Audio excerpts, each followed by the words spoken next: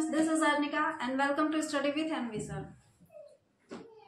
हम लोग कक्षा 12 के फिजिक्स में संधारिता तथा धारिता जो चैप्टर है उसकी शुरुआत कर चुके हैं, जिसमें से हम लोगों ने इंट्रोडक्शन क्लास लिया था कि धारिता क्या होती है, संधारित्र क्या होता है। उसके बाद फिर हमारी जो पिछली क्लास थी वो क्या थी कि समांतर प्लेट संधारित्र की धारिता कितनी होती है। तो अगर हम लोग समांतर प्लेट संधारित्र की धारिता देख चुके हैं कितनी होती है, तो आज की जो हमारी क्लास है वो क्या होने वाली है कि अगर समांतर प्लेट संधारित्र के बीच में हम लोग क्या करें, कोई परावैद्युत पदार्थ की पट्टी रख दें तो धारिता में क्या परिवर्तन होगा, यानी कि तब धारिता कितनी हो जाएगी। तो चलिए आइए शुरुआत करते हैं कि क्या होने वाला है। समांतर प्लेट संधारित्र की प्लेटों के बीच, तो जब प्लेटों की बात है तो पहले हम प्लेटों को बना लेते हैं। तो ये रही हमारी दो प्लेटें, एक प्लेट को हमने नाम दे दिया x और दूसरे को नाम दे दिया y। अब इन प्लेटों के बीच में हमको क्या रखना है, कोई परावैद्युत पदार्थ की पट्टी रखनी है। अब परावैद्युत पदार्थ की हम जो ही पट्टी रखेंगे तो कुछ ना कुछ मोटाई तो इस परावैद्युत पदार्थ की भी होगी। तो ये हमने रख दिया एक परावैद्युत पदार्थ। इसको थोड़ा सा सजा देते हैं, बिना डेकोरेशन के नहीं चीजें अच्छी लगेंगी। इसकी मोटाई हमने ले लिया T। इस परावैद्युत पदार्थ की जो पट्टी है, इस पट्टी की मोटाई है T, और इन दोनों प्लेटों के बीच की दूरी कितनी हमने ले लिया है D। यानी कि x और y दो प्लेटें हैं जो आपस में एक दूसरे से हमने D दूरी पे रखा है। इन प्लेटों के बीच में T मोटाई की हमने रख दिया है एक परावैद्युत पदार्थ की पट्टी। ठीक है, यहां तक बात क्लियर है। तो अगर यहाँ पे, अब जहां पे परावैद्युत पदार्थ की पट्टी नहीं है वहां पे क्या होगा, वायु होगा। तो अगर हम देखें कि इन दोनों प्लेटों के बीच जो वायु में दूरी है वो कितनी है, तो भाई हमको ये चीज तो क्लियर होनी ही चाहिए कि जो वायु में दूरी है प्लेटों के मध्य,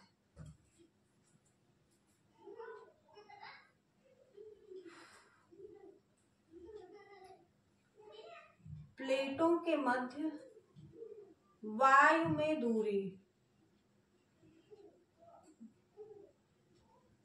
तो अगर दोनों प्लेटों के बीच की दूरी डी है और परावैद्युत पदार्थ हमने टी रख दिया, तो ये टी ना होता तो भाई दोनों प्लेटों के बीच में ही तो वायु है, तो पूरी दूरी हमारी डी हो जाती। तो ये जो आया है हमारा चेंज या डिफरेंस, वो किसकी वजह से आया, इस टी की वजह से। तो इस पूरी दूरी में से हम क्या करें, परावैद्युत पदार्थ वाली दूरी को निकाल दें। बाकी जो बचा हमारा स्थान वहां पे क्या होगा, वायु होगा। ठीक है, तो प्लेटों के मध्य जो वायु में दूरी है उसकी दूरी कितनी निकल के आती है, D माइनस टी। यानी कि टोटल दूरी में से हम लोग परावैद्युत पदार्थ की पट्टी जो है उसकी दूरी को हम लोग माइनस कर देंगे। ठीक है, ये निकल के आ गया प्लेटों के मध्य वायु में दूरी। अब हम अगर फिगर हमने क्या किया, बनाया है, तो इसके बाद क्या करेंगे हम लोग, इसकी एक प्लेट को कर देंगे भू आवेशित, जमीन से इसको जोड़ देंगे, पृथ्वी से कर देंगे। तो यहाँ पे लिखना क्या है भाई, जो चीजें हमें लिखनी होती हैं उसे कैसे लिखेंगे कि माना x तथा y, हम दो प्लेटों को लिए हैं, माना कि x तथा y समांतर प्लेट संधारित्र की दो प्लेटें हैं जिनके बीच की दूरी d है, तथा इन प्लेटों के मध्य T मोटाई की एक परावैद्युत पट्टी रखी गई है। ठीक है, जिसका परावैद्युतांक K है। अगर हमने परावैद्युत पट्टी रखी है तो इस परावैद्युत पट्टी का जो परावैद्युतांक होगा वो कितना होगा, K होगा। तथा प्लेटों के मध्य वायु में दूरी D माइनस टी है। इतनी चीजें हम लोग लिखेंगे। ठीक है, और जो प्लेटों के मध्य क्या होगा, एक विद्युत क्षेत्र उत्पन्न होगा। तो विद्युत क्षेत्र हम जो वायु में, अगर प्लेट नहीं होता तो जो वायु में विद्युत क्षेत्र होता वो कितना होता पहले देखेंगे। तो हमने लिखना क्या है यहाँ पे कि माना x तथा y समांतर प्लेट संधारित्र की दो प्लेटें हैं जिनके बीच की दूरी d है। इन प्लेटों के मध्य हमने T मोटाई की एक परावैद्युत पदार्थ की पट्टी रखी है जिसका परावैद्युतांक K है, तथा प्लेटों के मध्य वायु में जो दूरी है वो D माइनस टी है। इतनी चीजें हम लिखेंगे। उसके बाद हम क्या करेंगे, आगे बढ़ते हैं। ठीक है, तो अगर प्लेटों के मध्य वायु में दूरी D माइनस टी है तथा जो प्लेटों के मध्य वायु में जो विद्युत क्षेत्र की तीव्रता होगी, वायु में विद्युत क्षेत्र की तीव्रता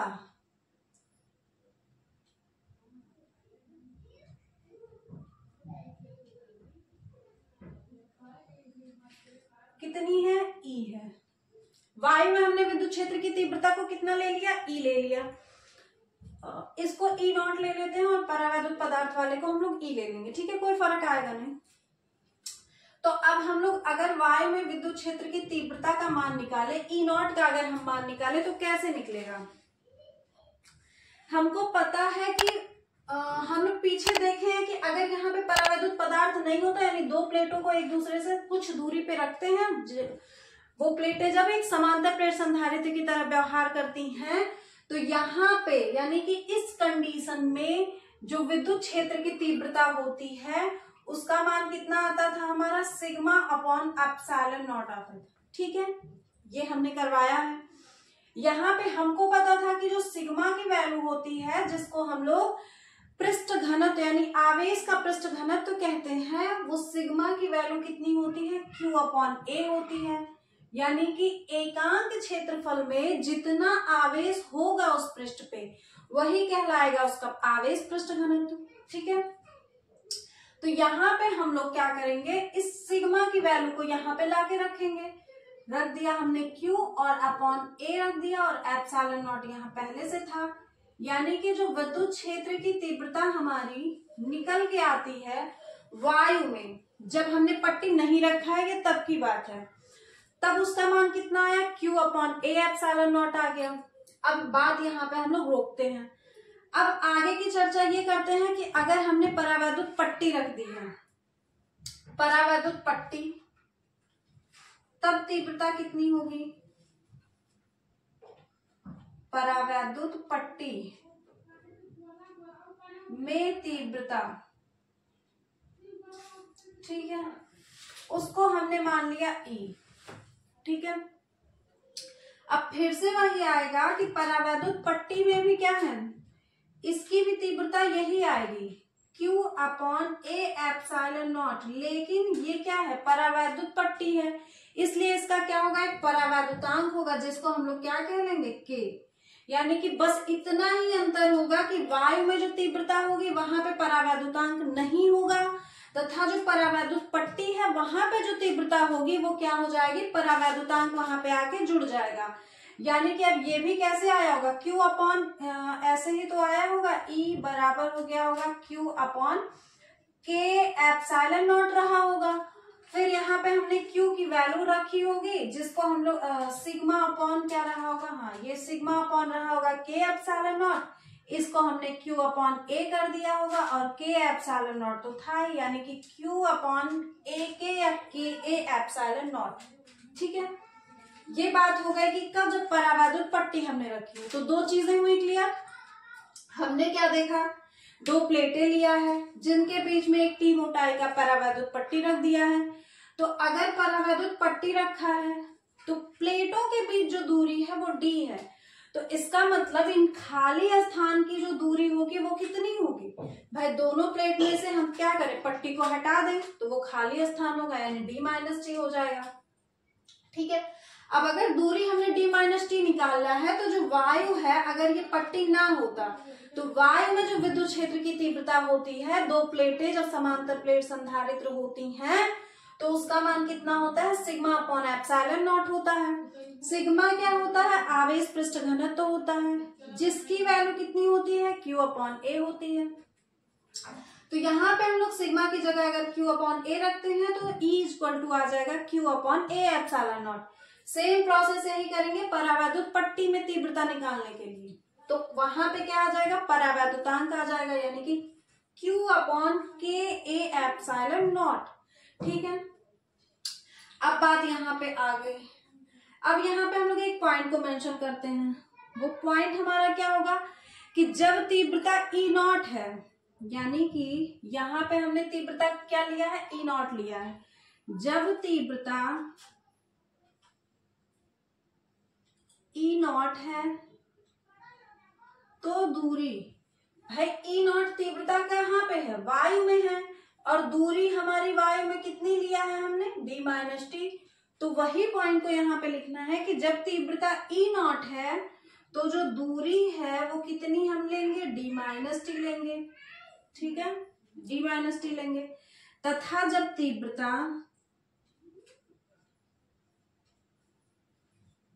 ई है तो हमने दूरी को कितना लिया है, ई तीव्रता कब है, जब बात किसकी है, परावैद्युत पट्टी की है।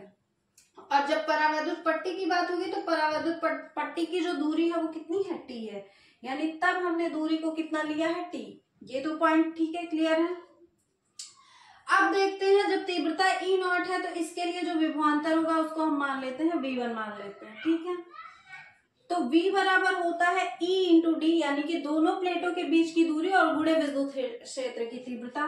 तो जो तीव्रता है वायु में विभवांतर आएगा वो ई नॉट आएगा और दूरी कितनी है, d माइनस टी है। ये हमने बना लिया v1, यानी कि पहला विभवांतर जब दोनों प्लेटों के मध्य वायु है। उसके बाद में यहां से हमारा निकल के आता है दूसरा विभवांतर। जब हम बात करते हैं किसकी, परावैद्युत पट्टी की, तो यहां से जो विभवांतर आता है तीव्रता यानी कि ई, और इस बार दूरी कितना लिया है हमने, टी लिया है। ये दोनों केसेस का हमने निकाला विभवांतर। जब क्या था, परावैद्युत पट्टी की बात नहीं हो रही है, वायु की बात हो रही है, उस समय जो विभवांतर होगा वो जो उस समय तीव्रता होगी वो, और इंटू क्या होगा, उस समय की दूरी। फिर बात करेंगे जब परावैद्युत पट्टी की, तो जब परावैद्युत पट्टी की जो तीव्रता है और इंटू परावैद्युत पट्टी की दूरी, ठीक है। यहां तक कोई डाउट, क्लियर है।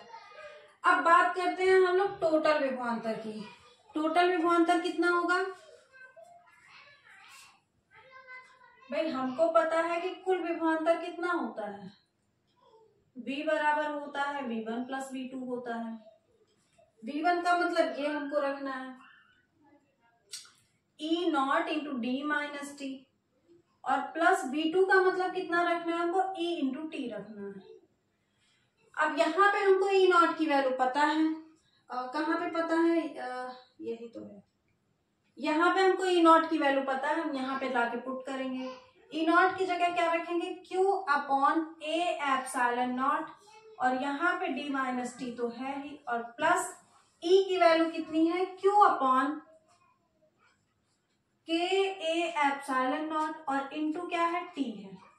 अब Q upon A epsilon not, Q upon A epsilon not दोनों में कॉमन दिख रहा है, तो हम क्या करेंगे, Q upon A epsilon not को ले लेंगे बाहर।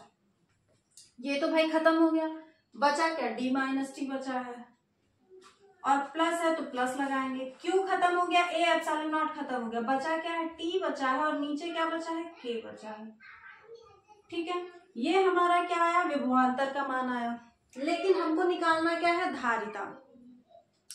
धारिता का फॉर्मूला कितना होता है, चूंकि C इक्वल टू होता है Q अपॉन V, ठीक है, C इक्वल टू होता है Q अपॉन V होता है। अब यही V का मान हम लोग क्या करेंगे, लाके यहाँ पे रखेंगे, यानी कि C बराबर हो जाएगा, अब यहाँ पे जो Q होगा ये क्या होगा, जो हमने आवेश लिया है, यानी कि स्मॉल q होगा, ठीक है। C बराबर क्या हो जाएगा, Q अपॉन V होगा। अब यहाँ पे हम क्या करते हैं, Q अपॉन V का मान कितना है, ये पूरा है, Q upon A epsilon not into D minus T और प्लस T अपॉन K, ठीक। ये Q से Q क्या हो गया, खत्म हो गया। ये नीचे जो हर में था वो चला जाएगा अंश में, यानी कि C का मान कितना आएगा, A epsilon not upon D minus T और प्लस T अपॉन K। यहां तक चीजें हुई क्लियर। ये आ गई हमारी धारिता। यानी कि अगर हमने क्या करा है कि परावैद्युत पट्टी रखा है, दो समांतर प्लेट संधारित्र के मध्य में, यानी कि दो प्लेटें अगर समांतर प्लेट संधारित्र की तरह व्यवहार करती हैं, उनके मध्य हम क्या किए हैं, कोई परावैद्युत पदार्थ की पट्टी रखे हैं, तो उस समय जो धारिता होती है वो A epsilon not upon D minus T और प्लस T अपॉन K होती है, ठीक है। अब ये थी बात हमारे सिर्फ परावैद्युत पदार्थ की पट्टी रखने पर। अब मान लेते हैं हमने इसमें कुछ कंडीशंस को लागू करना है। अब वो कंडीशंस हमारी क्या हो सकती हैं, तो देखते हैं कि कंडीशंस हमारी क्या क्या हो सकती हैं। तो कंडीशन नंबर 1, ठीक है,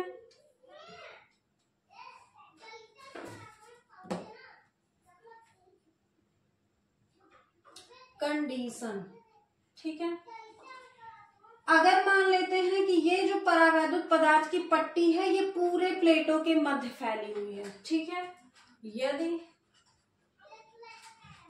यदि परावैद्युत पट्टी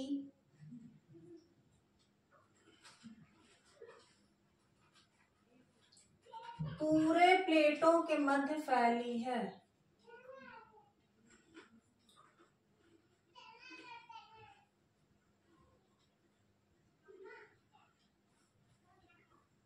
अगर ये पूरे प्लेटों के मध्य फैलेगी तो इसका मतलब जो D होगा वो ही T हो जाएगा हमारा। भाई जाहिर सी बात है कि अगर ये क्या हो जाए, ऐसे पूरे दूरी में फैल जाए, परावैद्युत जो पट्टी है ये पूरी दूरी में फैल जाए, तो जो T हुआ वो D के बराबर ही तो हो जाएगा। यानी कि जो हमारा परावैद्युत पदार्थ की पट्टी है वो किसके बराबर हो जाएगी, D के बराबर हो जाएगी, नो डाउट। तब हमारा जो धारिता आएगा वो कितना आएगा, इसी में मान हमको रखना है, A ε0 upon D minus T की जगह हमको क्या रख देना है, D रख देना है, और प्लस क्या हो गया, T की जगह क्या रख देंगे, D अपॉन के, ये D से D हो जाएगा खत्म। यानी कि बचा क्या हमारा, C is equal to A ε0 upon D upon K. अब फिर से ये क्या गया ऊपर, यानी C बराबर K A ε0 अपॉन क्या आ गया, D आ गया, ठीक। कंडीशन नंबर 1 हमारा क्या कह रहा था कि यदि जो परावैद्युत पदार्थ की पट्टी है वो पूरे प्लेटों के बीच फैली है, तो अगर पूरे प्लेट के बीच फैलेगी तो जो परावैद्युत पदार्थ की पट्टी की दूरी होगी वो दूरी किसके बराबर हो जाएगी, दोनों प्लेटों के मध्य की दूरी के बराबर, क्योंकि पूरी दूरी में हमको फैलाना है। तो इसलिए जहां जहां भी फॉर्मूले में हमारा T होगा वहां वहां पे हम क्या करेंगे, D रख देंगे, ठीक है। तो ये आ जाएगा हमारी धारिता C बराबर K ε0 A अपॉन D। अब दूसरी कंडीशन आती है, यदि प्लेटों के मध्य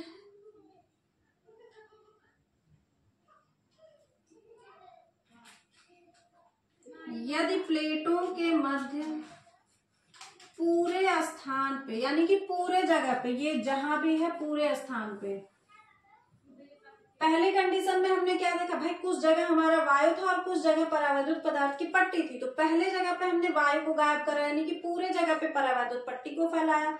दूसरी कंडीशन हमारी ये है कि अब हम परावैद्युत पट्टी को गायब करेंगे, यानी कि पूरे जगह पे किसको फैलाएंगे, वायु को।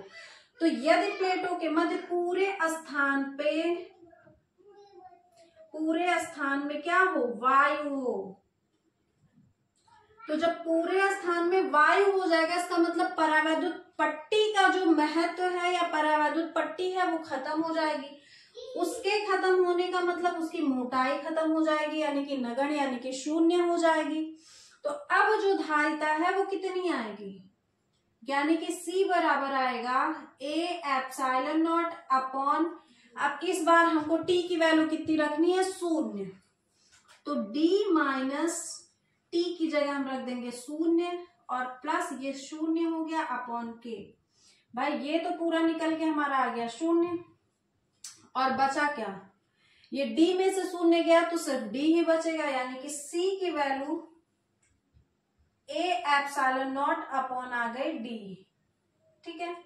ये तो हम लोगों ने निकाला था कि अगर दो प्लेटें समांतर प्लेट संधारित्र की धारिता यही तो आई थी ε0 अपॉन D, यानी कि तब वहां पे परावैद्युत पट्टी की चर्चा ही नहीं थी। तो दो प्लेटें हमारी एक दूसरे से कुछ दूरी पे रखी हुई थी, तो वहां पे जो था दोनों के मध्य क्या था, वायु ही तो था।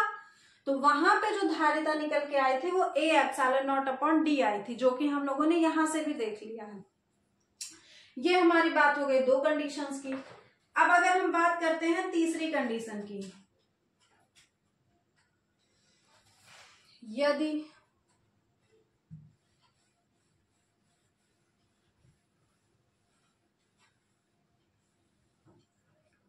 तीसरी कंडीशन हमारी क्या कह रही है कि यदि इन प्लेटों के बीच में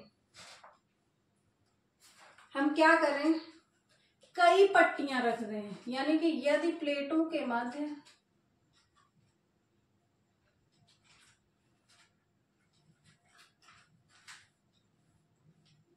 T1, T2, T3 और इसी तरह से आगे मोटाई की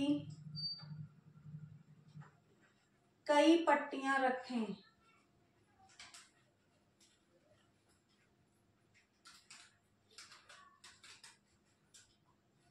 तो अगर कई पट्टियां रखेंगे तो इनका परावैद्युतांक भी अलग होगा। जब हमने T मोटाई की पट्टी रखी थी तो उसका परावैद्युतांक K था। जब हम पट्टी की मोटाई को बदलेंगे तो परावैद्युतांक भी हमारा क्या हो जाएगा, K1, K2, K3 हो जाएगा। यानी कि यहाँ पे परावैद्युतांक भी क्या होगा, मोटाई के हिसाब से क्या होगा, चेंज होगा। तो अब धारिता का मान कितना आएगा, C बराबर A epsilon not upon D minus, इसको हम कह लेंगे क्या, अब इस बार हमारी आ गई कई प्लेटें, तो सभी प्लेटों की मोटाइयों को आपस में जोड़ देंगे और प्लस यहां पे भी वही,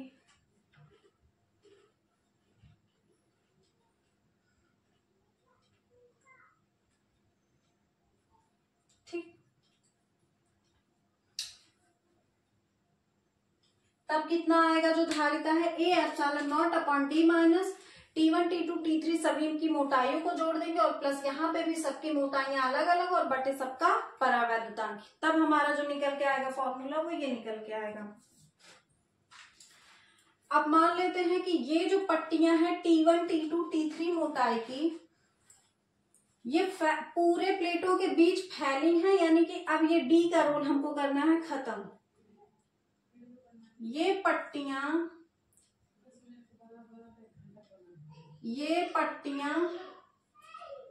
पूरे प्लेटों में फैली हैं।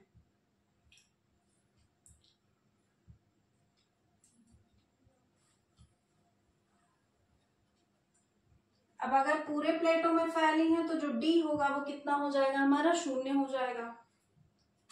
तो अब ये C कितना आएगा, A epsilon not upon D हो गया 0, तो बचा क्या हमारा T1 प्लस T2 प्लस इसी तरह शो ऑन और plus T1 upon K1, T2 upon K2 और ये भी सो ऑन। ठीक है, तो ये थी क्या इसकी कुछ कंडीशंस, कुछ स्थितियां कि जब हम क्या किए हैं, समांतर प्लेट संधारित्र की प्लेटों के मध्य क्या रखे हैं, कोई परावैद्युत पदार्थ की पट्टी। तो जो मेन धारिता आती है वो तो इतनी है, लेकिन इसके लिए जो कंडीशंस हमने 4 कंडीशंस बताई। तो ये थी हमारी आज की क्लास और उसके बाद में हम लोग बाकी की चीजें देखते हैं नेक्स्ट क्लास में। Thank you.